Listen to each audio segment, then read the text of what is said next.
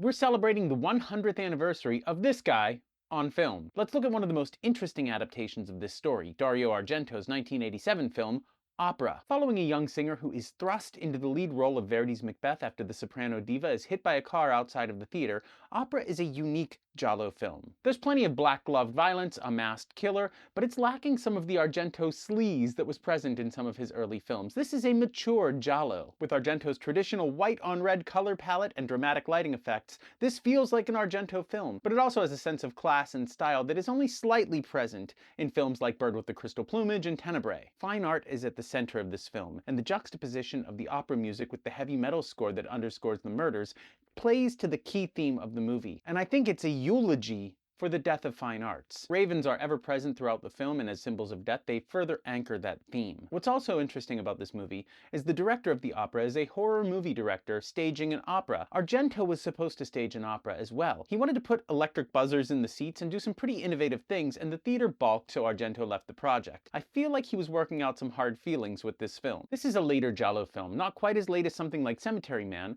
but it knows the genre well enough to break some of those tropes in interesting ways. There's a brilliant shot of a bullet coming through a peephole, which is just outstanding. Argento has more than found his voice with this film. It's fast-paced, it's beautiful to look at, the characters are interesting and compelling, and the killer and his motives are just as bananas as you would expect in a Giallo film. At the end of the day, this is an interesting adaptation of The Phantom of the Opera by a visionary director with some iconic imagery involved. I highly recommend you check out Opera as soon as you get a chance, and as always, stay spooky, my friends.